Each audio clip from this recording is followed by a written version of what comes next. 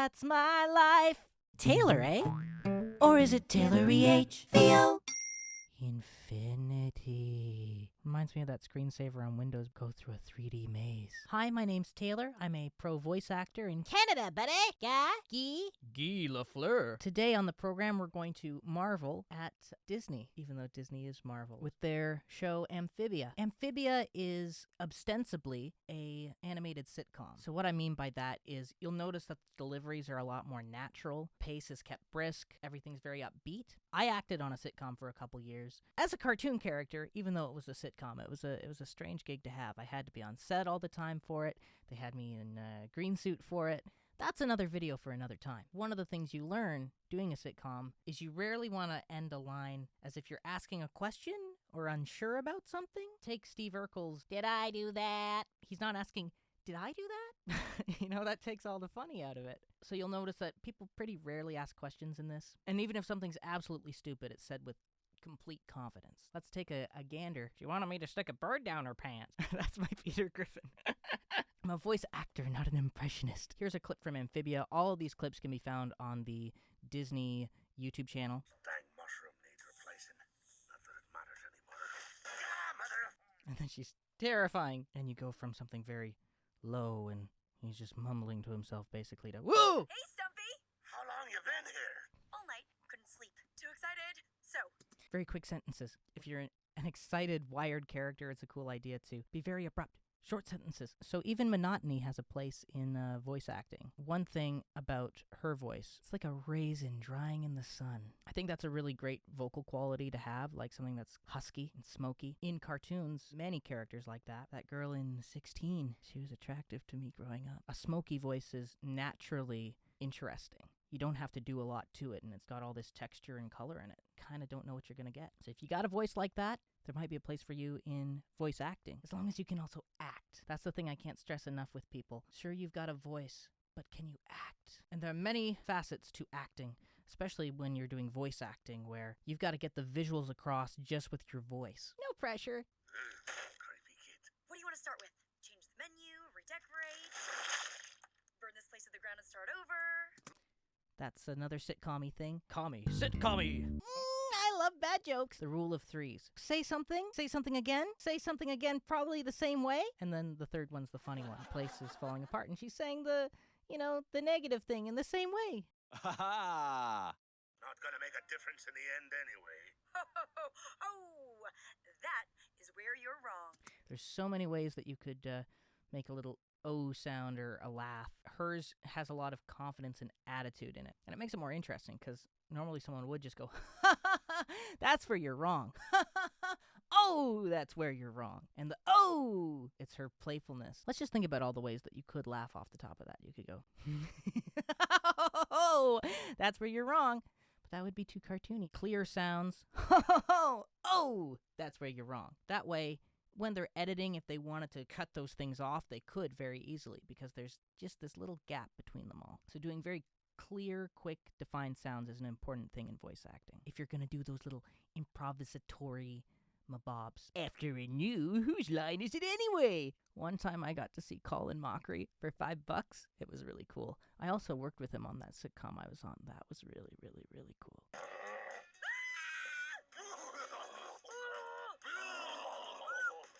All those little sounds she's making throughout this whole montage, that was probably done during what they would call a library session, which is about maybe 2 or 3 episodes in. They just record you doing a bunch of wild sounds, and they'll have a big checklist that you have to do, and they want you to do it short, medium, long, for all those different sounds. Ideally, like soft, medium, loud as well. So she just had different screams that she did, and they're like, all right, well, let's just use these different little screams as she's running from this trash monster. She was asked to laugh. Maybe she did a really cartoony one and it just never fit in. Maybe there was a then a then a I play an evil character right now.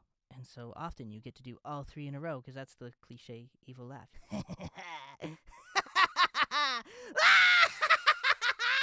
That's my life. Personally, I wish that there was time to just do all those sounds uniquely and genuinely for each situation. Sometimes there's little wall of sounds I make in Fangbone that were library sounds, and I'm like, oh, that doesn't fit. Why did you use that? That's the other thing you contend with as a voice actor. You have no idea what takes they're gonna use. Hooray! They might make you sound like you have no idea what you're doing. Usually they're pretty good, though. The critic is gonna be blown away. Blown away? Ha! No. It's great to have a lot of contrast, even in a show that's more natural like this. Go, ha! No, right from one mood to the other. That's where the funny is. Harsh, but on point. And then this guy he's got like the pirate voice almost, the deep pirate voice. Harsh but on point. What he's doing is fine for a show like this. But let's just experiment for a second. I can't sound like him, but harsh! But on point. Oh, harsh! But on point. Harsh! But on point! You know, you could say it all upbeat. You know? That's horrible! I like it! Harsh! But on point. That's not really in his character description, but harsh! But on point. Take your time on harsh and then blast through but on point, which you don't have time to do in sitcoms. Really in no TV today, unless it's really funny to drag out a word. Can impress that critic? We've got a lot more work to do. A lot more work to do. Find the key words that you really want to emphasize. If she'd said, we have a lot more work to do, it would have been odd. It's like, it's established that they're working together this whole time. You don't need to emphasize the we. Well, we have a lot more work to do. That'd be a different circumstance. You could maybe use that. Like you're thinking about it. You're weighing the pros and cons. You know, if you're like talking to an idiot who doesn't understand the idea of work, it's like, we have a lot more work to do. We have a lot more work to do. Makes no sense whatsoever. We have a lot more work to do. That's maybe more like the Peppa Pig. We have a lot more work to do. Everything's upbeat, even if it kind of makes no sense to be. These shows are a bit like that, too. Oh my goodness. Swaddy ka, and welcome to Stumpy's, Wortwood's first frog Thai fusion restaurant. Now with napkins. Napkins, what are those? Napkins? What are those? Need a refill of fly iced tea? On the house, sweetie. I like the sweetie. Welcome to Dot's Diner. Taking your order. Here you go, sweetie. Trained delivery of someone working at a restaurant. Larb. It's actually pronounced lab. Well, how about that? 1 foot in the grave and still learning new things. Again, just say everything upbeat, even if it's a pretty dark thing to say. And that's what kind of makes that line funny, is 1 foot in the grave and I'm still learning new things. Ha ha! That is called hope. I think we might actually pull this off, dude. I really like her. I want to show you how the naturalness carries through a lot of different circumstances, though. So you're going to meet another character voiced by Bill Farmer, the voice of Goofy, for a long, long time. I met him once at a convention. It was cool. And he did a very nice job at pulling himself back to fit into the very chill tone of this show. It's the main characters that get to be especially naturel. Why? Is my food not good enough for the princess? Well, if I'm the princess, then you're the king of bad cooking. Oh, yeah? Well, He could have gone like, well, yeah, well, you and I, But he's good at just making it what it needs to be and nothing else. When you're auditioning for a role like this, it's good to show off how far you can go. It's easier to reel an actor back than to try and make an actor be bigger. So you might get a recall even if you give a really wrong delivery, just because they can see, okay, this person's very varied. They can go really animated and they can go really chill. So we'll figure out as we go which one we want. Dang it! You know what? Even that, like the dang it, you know what? All of these lines are kind of said with a similar tone. Each character has a place that they remain in, and they don't get to sway out of it too much. I feed you, I house you, and this is how you repay me? I love how his voice cracks. But a lot of what he's saying is kind of in the same volume, in the same placement, and it goes a little higher a little bit, but not by much. And that's part of a more natural show like this. Even if you're goofy, you're kind of in a box. Shape up soon, and I'm throwing you out. I'm throwing you out.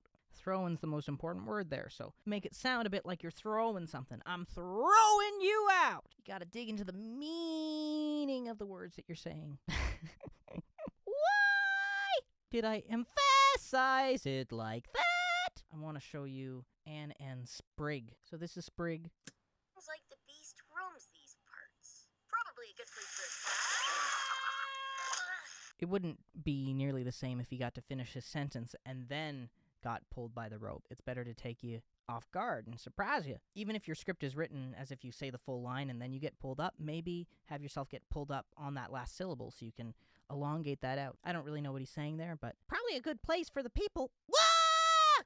Wouldn't be nearly as interesting as probably a good place for Yeah, Anne. That's her name. I keep on saying her. I know this! I've seen a few episodes of this. When you sometimes deal with depressive episodes, your memory starts to lose abilities. Depression. Talk about it. Just like a sitcom, I'm going to talk about depression with a big smile on my face. Giant head, spindly limbs, face bumps. The beast! Stop following me. It's a subtle thing, but how she says stop following me. Notice how there's almost like a period after stop? That kind of helps emphasize this sense of every word I'm saying right now is important. So I'm going to space out my words and enunciate them. Stop following me. Personally, part of me wishes I was popular enough to have a stalker. Stop following me! Not as interesting. I taste terrible. I taste terrible! With complete confidence is a great little trick. You saved me. You're not a beast at all. He's almost figuring it out. You're not a beast at all. You're a hero! And that nice little bit of vulnerability and that placement of like, I appreciate that. Hero. An ugly, ugly, ugly hero. Saying mean things or dark things upbeat. It's great. Okay, Sprig. You got anything to eat? Sure do. Things that aren't bugs? Nope. Things that aren't bugs. They're both trying to be friendly and nice to each other, so there's kind of this uncomfortable bugs. Every line, even something as bland as things that aren't bugs, you can really make into something. Usually it tends to be the nouns or the verbs, right? Because those are naturally more interesting and paint more of a picture. Bugs, eh? I love the really fast sounds when he catches things. Fast is funny. It's a very common thing in comedy. Fast is funny. It's a show I quite like. I've seen a few episodes. I really like Anne. I love the art style, the attention to detail in the art style. It's unapologetically the Gravity Falls replacement, and we'll see how it grows. But that's my video. Thank you very much for watching. I really appreciate it. Tell me what cartoons I should look at next. If you liked what you saw, like and subscribe and shake my hand. Put her there. Thank you. Thank you. Namaste or Namago.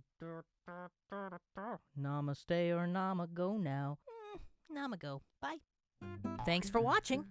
If you liked what you saw, please subscribe, click the thumb, and the bell. I'm also on Facebook and Instagram or whatever. And here's me as a kid saying, So long for now.